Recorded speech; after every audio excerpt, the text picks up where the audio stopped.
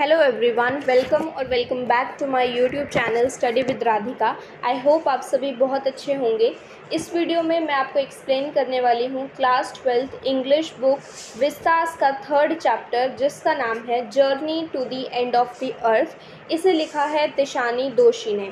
ये जो चैप्टर है ये बहुत सारे स्टूडेंट्स को इसे समझने में बहुत ज़्यादा परेशानी होती है, बहुत मुश्किल होती है, लेकिन आई प्रॉमिस कि अगर आप ये वीडियो को अटेंटिवली पूरा देख लेते हैं तो इसके बाद इस चैप्टर की एक्सप्लेनेशन से रिलेटेड आपको कोई और वीडियो नहीं देखनी पड़ेगी। So stay tuned till the end of the video. सबसे पहले हम ये जान लेते हैं कि ये चैप्टर है किस बारे में। तो जैसे कि चैप्टर का नाम ही है जर्नी, तो जर्नी का मतलब होता है यात्रा। तो तिशानी दोशी एक बारी अंटार्कटिका जाती हैं, तो वहाँ की जर्नी उनकी कैसी रहती है, उनके क्या क्या एक्सपीरियंसेस होते हैं, उन सब के बारे में जो है ये चैप्टर लिखा गया है। अब हम चैप्टर के नाम को समझते हैं, journey to the end of the earth. Journey तो हम समझ चुके हैं कि क्योंकि तिशानी दोशी अंटार्कटिका जा रही हैं तो उसी जर्नी के बारे में उन्होंने इस चैप्टर में एक्सप्लेन किया है, इसलिए यहाँ पे उन्होंने नाम रख दिया journey to the end of the earth. लेकिन यहाँ पे बाद वाला जो नाम है एंड ऑफ द अर्थ, इससे क्या मतलब है? तो बेसिकली अगर आप ग्लोब के बिल्कुल एंड वाले पार्ट की ओर देखें तो वो होगा अंटार्कटिका। तो क्योंकि वो अर्थ के बिल्कुल एंड वाले पार्ट पे जा रहे हैं, that means she is literally going to the end of the earth, that is Antarctica. तो इसलिए उन्होंने लिखा है journey to the end of the earth. और एक कारण ये है कि वहाँ जाके उन्हें पता चलता है कि धरती का अंत नज़दीक है, अर्थ का एंड जो है वो बहुत पास है, क्योंकि ह्यूमंस ने अपनी एक्टिविटीज़ के थ्रू नेचर को, एनवायरनमेंट को बहुत ज़्यादा डिस्टर्ब कर दिया है। तो एक तो मतलब है कि धरती का अंत हो जाएगा, अंत की ओर जा रहे हैं हम सभी, और दूसरा है कि वो literally she is going to the end of the earth and that is Antarctica. I hope it is clear to you. इस चैप्टर में कुछ डिफ़िकल्ट वर्ड्स या फ्रेजेस का इस्तेमाल किया गया है। अब हम उनके बारे में जान लेते हैं ताकि हम इस चैप्टर को अच्छे से समझ सकें। तो सबसे पहले हम बात करते हैं कि रशियन रिसर्च वेसल क्या होता है। इस चैप्टर में जब आप पढ़ोगे इसे तो आपको पता चलेगा कि इसमें रशियन रिसर्च वेसल इसका इस्तेमाल किया गया है। तो ये होता क्या है? तो तिशानी दोशी जब अंटार्कटिका जा रही होती हैं तो वो एक शिप के थ्रू जा रही होती हैं। तो यहाँ पे एक रशियन शिप का वो इस्तेमाल करती हैं अपनी जर्नी के लिए। और वो किस लिए जा रही हैं? वो रिसर्च पर्पस से जा रही हैं, इसलिए यहाँ पे बोला जाएगा रशियन रिसर्च वेसल, यानी वो रशियन शिप जिसके थ्रू वो जा रही हैं अंटार्कटिका, और जिसका पर्पस क्या है, जाने का पर्पस क्या है? इसका पर्पस है रिसर्च। देन नेक्स्ट है यहाँ पे टाइम जोन्स। तो जोन मतलब बेसिकली एक एरिया, और टाइम जोन मतलब होता है एक ऐसा एरिया जहाँ का टाइम बिल्कुल सेम हो। जैसे आप देखते हो कि इंडिया में और अमेरिका में अलग अलग टाइम होता है, राइट? तो इंडिया का टाइम जोन अलग है, अमेरिका का टाइम जोन अलग है। आई होप टाइम जोन क्या होता है ये आपको समझ में आ गया होगा। Then we have check points. Check points मतलब वो जगह जहाँ पे आपकी चेकिंग होती है। नेक्स्ट है इकोस्फेयर। इकोस्फेयर बेसिकली वो रीजन कह सकते हैं या वो एरिया जहाँ पे लाइफ जो है वो पॉसिबल है, ठीक है? तो जैसे कुछ जगह होती हैं वहाँ पे बहुत ज़्यादा पेड़ पौधे होते हैं, दूसरी जगह है वहाँ पे पेड़ पौधे कम है, तो दोनों क्या है, वहाँ पे अलग अलग इकोस्फेयर है। नेक्स्ट है होराइजन। होराइजन का मतलब होता है वो लाइन जहाँ पे अर्थ एंड स्काई, यानी जहाँ पे धरती और आकाश मिलते हैं। इसके बाद है इमेंसिटी। इमेंस का मतलब होता है बहुत बड़ा या फिर बहुत फैला हुआ होना। एग्जाम्पल के लिए जैसे sometimes the immensity of this universe seems to be unbelievable, यानी कि कई बारी तो इस दुनिया की या इस ब्रह्मांड की जो इमेंसिटी है कि ये इतना बड़ा है, ये चीज़ बहुत ज़्यादा हमें कैसी लगती है? अविश्वसनीय। देन आइसोलेशन मतलब अलग। Then amalgamated. अमेलगमेटेड का मतलब होता है जुड़ा हुआ होना। इसके बाद है इवोल्यूशन। इवोल्यूशन का मतलब होता है basically the gradual process of changes and development in something, यानी जब कोई चीज़ जो है उसमें बदलाव आ रहे हैं, वो चीज़ डेवलप हो रही है, तो उसे हम क्या कहते हैं कि वो इवॉल्व हो रही है। तो इवोल्यूशन का मतलब आई होप आपको समझ आ गया होगा। एक्सटिंक्शन। एक्सटिंक्शन का मतलब होता है ख़त्म हो जाना, कि कोई चीज़ कैसे ख़त्म हो रही है उसे हम पढ़ रहे हैं, तो मतलब हम एक्सटिंक्शन की स्टडी कर रहे हैं। इसके बाद है फ्रिजिड। फ्रिजिड का मतलब होता है बहुत ज़्यादा ठंडा होना। इसके बाद क्रूशियल एलिमेंट मीन्स कोई चीज़ जो है वो बहुत इंपॉर्टेंट है तो हम कह देते हैं कि ये बहुत क्रूशियल एलिमेंट है। सो क्रूशियल एलिमेंट का मतलब होता है महत्वपूर्ण तत्व। इस चैप्टर में चिलिंग प्रोस्पेक्ट जो है इसका भी इस्तेमाल किया गया है। चिलिंग प्रोस्पेक्ट क्या होता है, जब कोई बात आप सुनते हो तो कई बार आपका शरीर ठंडा पड़ जाता है। मतलब ठंडा पड़ जाने से क्या मतलब होता है कि आप बहुत ज़्यादा हैरान हो उस बात को जानकर। तो चिलिंग प्रोस्पेक्ट का मतलब होता है जब कोई बात आपको बहुत ज़्यादा हैरान कर देती है तो वो आपके लिए बहुत चिलिंग प्रोस्पेक्ट है। आई होप अभी तक मैंने आपको जितना कुछ बताया वो सब आपको क्लियर होगा। तो अब हम स्टार्ट कर रहे हैं हमारा chapter journey to the end of the earth, और इसमें तिशानी दोशी क्या कह रही हैं वो मैं आपको बताऊंगी। इस साल की शुरुआत में मैंने खुद को एक रशियन रिसर्च वेसल पर पाया जिसका नाम था अकेडमिक शोकाल्स्की, जो कि जा रहा था इस दुनिया के कोल्डेस्ट, ड्राईएस्ट एंड विंडीएस्ट कॉन्टिनेंट यानी कि अंटार्कटिका की तरफ। मेरी जर्नी की शुरुआत होती है इक्वेटर के 13.09 डिग्री नॉर्थ से। मद्रास से मेरी ये जर्नी शुरू होती है और इसमें मैं गुजरती हूँ 9 time zones, 6 check points, 3 water bodies और कम से कम 3 इकोस्फेयर्स से। इस यात्रा में मुझे लगभग 100 घंटे लगे, जिसमें मैंने कार, एरोप्लेन, शिप सबसे ट्रैवल किया। जब मैंने अंटार्कटिका की धरती पर पहली बार पाँव रखा तो मैंने देखा कि यहाँ हर तरफ सफ़ेद बर्फ़ थी और ब्लू हॉरिज़न साफ साफ नज़र आ रहा था। यहाँ पर पहुँचकर मेरा पहला इमोशन क्या था? यहाँ पहले तो मुझे काफ़ी राहत मिली, आखिर इतना बड़ा सफ़र जो तय किया था। उसके बाद तुरंत मैं गहरे आश्चर्य में डूब गई। मुझे हैरानी हो रही थी इसकी इमेंसिटी पर, हैरानी हो रही थी इसके आइसोलेशन पर, और सबसे ज़्यादा हैरान तो मैं इस बात पर थी कि कैसे एक समय था जब इंडिया और अंटार्कटिका सेम लैंड मास का हिस्सा हुआ करते थे। Part of history. 650 मिलियन सालों पहले एक बहुत बड़ा अमेलगमेटेड सदर्न सुपर कॉन्टिनेंट जो कि गोंडवाना था वह एग्जिस्ट करता था, जो कि रफली वहीं था जहां आज अंटार्कटिका है। उस समय चीज़ें बहुत अलग थी। ह्यूमन्स अभी धरती पर नहीं आए थे और तब मौसम भी काफ़ी गर्म रहता था और बहुत सारे जीव जंतु भी हुआ करते थे।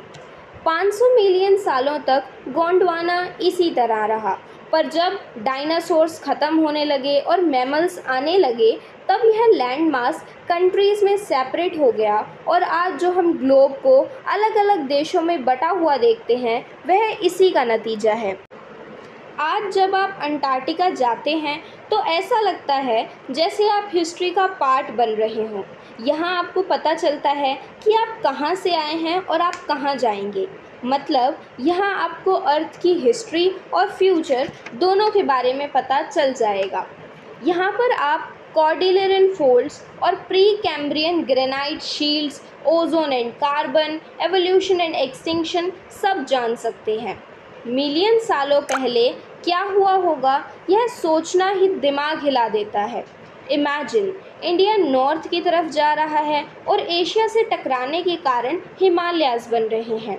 साउथ अमेरिका नॉर्थ अमेरिका की ओर जा रहा है और ड्रेक पैसेज बन रहा है जहां पर कोल्ड सरकमपोलर करंट चलते हैं, और इन सब के कारण ही अंटार्कटिका फ्रिजिड, डेजोलेटेड और वर्ल्ड के बॉटम पर पहुंच जाता है। मेरे जैसे सूरज की पूजा करने वाले एक साउथ इंडियन के लिए यहाँ 2 हफ्ते गुजारना जहाँ पूरी धरती की 90% बर्फ़ पाई जाती है, ये एक बहुत चिलिंग प्रोस्पेक्ट था। ना केवल इसलिए कि यहाँ हमारी बॉडी के लिए सस्टेन करना काफ़ी डिफ़िकल्ट था, बल्कि हमारे यहाँ रहने की इमेजिनेशन भी बहुत मुश्किल थी।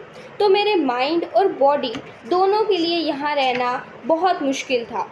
ये बिल्कुल ऐसा ही था जैसे आप एक बड़ी सी पिंग पोंग बॉल पर चल रहे हो, जहाँ कोई ह्यूमन मार्कर्स यानी कि इंसानों की निशानियाँ हैं ही नहीं। यहाँ ना तो पेड़ हैं, ना बिलबोर्ड्स और ना ही कोई बिल्डिंग। यहाँ लगता ही नहीं कि आप धरती पर हो। यहाँ टाइम का भी पता नहीं चलता। यहाँ आपको माइक्रोस्कोप से लेकर माइटी तक ऑर्गेनिजम्स दिख जाएंगे। यहाँ आपको छोटे छोटे मिडज एंड माइट्स से लेकर बड़ी बड़ी ब्लू व्हेल्स और बड़े बड़े आइसबर्ग्स भी दिख जाएंगे। आखिरी बार देखा गया था कि यहाँ का लार्जेस्ट आइसबर्ग इतना ही बड़ा है जितना बेल्जियम। दिन बीतते जाते हैं और यहाँ 24 घंटे लगातार ऑस्ट्रल समर लाइट देखने को मिलती है। यहाँ एक अजीब सी शांति थी, एक अजीब सा साइलेंस जो कि हर जगह फील होता है। और यहाँ यह शांति सिर्फ तब भंग होती जब ग्लेशियर्स मेल्ट होते या फिर आइस शीट्स टूट जाती। यह जगह आपको फोर्स करेगी कि आप अर्थ की जियोलॉजिकल हिस्ट्री को जानें। यहाँ जब आप फ्यूचर प्रेडिक्शन करेंगे तो आपको पता चलेगा कि ये प्रेडिक्शन ह्यूमंस के लिए बिल्कुल भी अच्छी नहीं है। Human impact. मानव सभ्यता को धरती पर आए अभी लगभग 12,000 वर्ष ही हुए हैं, जो कि जियोलॉजिकल क्लॉक के हिसाब से केवल कुछ चंद सेकंड है। फिर भी इतने थोड़े से समय में हमने धरती पर हड़कंप मचा दिया है। हमने विलेजेस, टाउन्स, सिटीज़ और मेगा सिटीज़ बनाकर नेचर पर अपनी डोमिनेंस इस्टेब्लिश करने की कोशिश शुरू कर दी है। ये बढ़ती हुई ह्यूमन पॉपुलेशन के कारण आज हम सभी और प्राणियों के साथ लिमिटेड रिसोर्सेज के लिए लड़ रहे हैं और कंटिन्यूसली फॉसिल फ्यूल्स की बर्निंग के कारण आज वर्ल्ड के अराउंड कार्बन डाइऑक्साइड की चादर बन चुकी है, जिसके कारण धीरे धीरे पर निश्चित रूप से ही धरती का एवरेज टेम्परेचर बढ़ रहा है। आज जब भी एनवायरमेंटल डिबेट्स की बात होती है तो सबसे पहले नाम आता है क्लाइमेट चेंज का। क्लाइमेट चेंज पर अक्सर डिबेट्स होते हैं जिसमें सवाल उठते हैं कि क्या वेस्ट एंटार्कटिक आइस शीट पूरी तरह से मेल्ट हो जाएगी? क्या गल्फ स्ट्रीम ओशन करंट हमारे कारण डिस्टर्ब हो रहे हैं? या क्या हमारे कारण वर्ल्ड का, दुनिया का, धरती का सबका अंत हो जाएगा? शायद हाँ, क्या शायद नहीं। इस डिबेट में हर तरह से अंटार्कटिका एक बहुत ही क्रूशियल एलिमेंट है, सिर्फ इसलिए नहीं क्योंकि यह दुनिया का ऐसा इकलौता हिस्सा है जहां ह्यूमन पॉपुलेशन सस्टेन नहीं कर पाती, जिस कारण यह प्रिस्टीन है, बल्कि इसलिए भी कि यहाँ 500,000 year old carbon records ice में पाए जाते हैं। अगर हम अर्थ के पास्ट, प्रेजेंट और फ्यूचर को जानना चाहते हैं तो Antarctica is the place to go. Students on ice, the programme जिसके कारण मैं काम कर रही हूँ, जो हाई स्कूल स्टूडेंट्स को वर्ल्ड के एंड पर ले जाता है।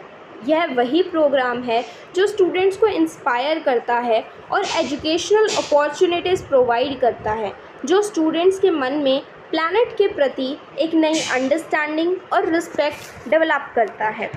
यह प्रोग्राम 6 सालों से चल रहा है और इसके हेड हैं कनाडा के जियोफ ग्रीन, जो कि शुरुआत में सेलिब्रिटीज़ को और कुछ रिच क्यूरोसिटी सीकर्स को अपने साथ ले जाया करते थे, जो कि अर्थ के लिए लिमिटेड वे में ही कुछ कर पाते थे, पर बाद में वे स्टूडेंट्स को ले जाने लगे।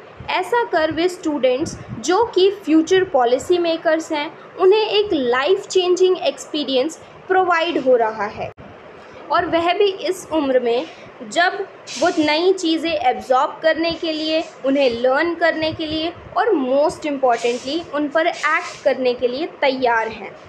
इस प्रोग्राम के सक्सेसफुल होने का कारण यह है कि ऐसा पॉसिबल ही नहीं है कि कोई साउथ पोल के पास जाए और उस पर साउथ पोल का कोई असर ना हो। अपने कंफर्ट जोन में बैठकर आइस कैप्स के मेल्ट होने पर केयर फ्री रहना बहुत आसान है, पर जब आप खुद अपनी आँखों से ग्लेशियर्स और आइस शीट्स को पिघलते हुए देखते हैं, इनफैक्ट टूटते हुए देखते हैं, तो आपको एहसास होता है कि ग्लोबल वार्मिंग एक्चुअल में कितना ज़्यादा बड़ा थ्रेट है। अंटार्कटिका अपने simple ecosystem and lack of biodiversity के कारण एक परफेक्ट जगह है जहां पर आप समझ सकते हैं कि किस तरह एनवायरनमेंट में छोटे छोटे चेंजेस से ही बड़ा रिजल्ट मिलता है। उदाहरण के तौर पर माइक्रोस्कोपिक फाइटोप्लैंक्टन को ही ले लो। यह वह सी ग्रास है जो कि पूरे सदर्न ओशन फूड चेन को चला रही है। ये सिंगल सेल्ड प्लांट्स सन की एनर्जी का यूज़ कर कार्बन एब्जॉर्ब करते हैं और अल्टीमेटली फोटोसिंथेसिस प्रोसेस से ऑर्गेनिक कंपाउंड्स सिंथेसाइज करते हैं। साइंटिस्ट्स का कहना है कि ओजोन लेयर के फर्दर डिप्लेशन के कारण फाइटोप्लैंक्टन की एक्टिविटीज़ डिस्टर्ब हो रही हैं, जिससे अल्टीमेटली सारे मरीन एनिमल्स एंड बर्ड्स की लाइफ अफेक्ट होगी और ग्लोबल कार्बन साइकिल भी डिस्टर्ब होगी। इस फाइटोप्लैंक्टन के एग्जाम्पल से हम समझ सकते हैं कि अगर हम छोटी चीज़ों का ध्यान रखें तो बड़ी चीज़ें अपने आप ठीक रहेंगी। Walk on the ocean. मेरा अंटार्कटिका का एक्सपीरियंस इसी तरह के सडन शॉक्स और रियलाइजेशन से भरा था। मुझे अंटार्कटिक सर्कल के पास लगभग 65.55 डिग्री साउथ में बेस्ट एक्सपीरियंस हुआ, जब शोकाल्स्की हमारा रशियन रिसर्च वेसल अंटार्कटिका के वाइट आइस शीट में अटक गया। वहाँ पेनिनसुला और टेडपोल आइलैंड के बीच उसने मूव करना बंद कर दिया। तब कैप्टन ने डिसाइड किया कि अब हम शोकाल्स्की से उतरकर नॉर्थ की तरफ जाएंगे, पर ऐसा करने से पहले हमें यह बताया गया कि अब गैंगप्लैंक पर चलकर हमें आगे जाना होगा। एंड देन स्टार्ट होती है हमारी ओशन पे वॉक। इसके बाद हम 52 लोगों ने गोरेटेक्स के कपड़े पहने एंड ग्लेयर्स लगाए और चलना शुरू किया इस बर्फ़ की सफ़ेद चादर पर। हमारे पैरों के नीचे 1 मीटर थिक आइस शीट थी, जिसके नीचे 180 मीटर तक सॉल्ट वाटर था जहां ऑर्गेनिजम्स थे। आसपास के एरिया में crab eaters, seals ice pieces पर बैठे थे, बिल्कुल वैसे जैसे बनियन ट्री के नीचे स्ट्रे डॉग्स बैठे हुए दिखते हैं। यह और कुछ नहीं बल्कि ये बता रहा था कि everything in this universe is connected. अब दोबारा मैंने 9 time zones, 6 check points, 3 water bodies and लगभग इतनी ही इकोस्फीयर्स क्रॉस किए। मैं अभी भी हमारे प्लानेट पर इसकी ब्यूटी ऑफ बैलेंस के बारे में सोचकर इस पर हैरान हो रही थी। मैं सोच रही थी कि क्या होगा अगर अंटार्कटिका पहले की तरह वार्म हो जाए, तब क्या होगा? तब क्या हम एग्जिस्ट करेंगे या तब तक डायनासोर्स, मैमोथ्स एंड वूली राइनोस की तरह हम भी जा चुके होंगे? आखिर ये कौन ही बता सकता है।